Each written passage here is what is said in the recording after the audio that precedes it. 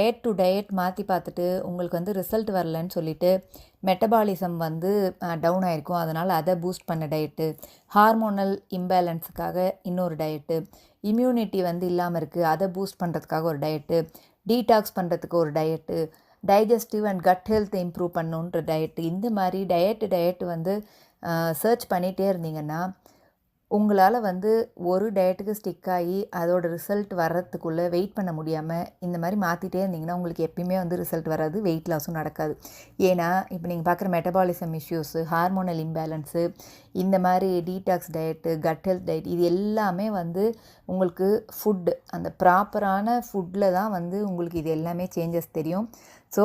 அதனால் இந்த மாதிரி நேம்டு டயட்ஸுக்கு போகாமல் உங்களோட ஃபுட் பேட்டர்னில் என்ன ப்ராப்பர் சேஞ்சஸ் கொண்டு வர முடியுமோ அதை கொண்டு வந்து சின்ன சின்ன ஹேபிட்ஸை பில்ட் பண்ணும்போது தான் வந்து இந்த டயட்ஸுக்கெல்லாம் வேலை இருக்காது.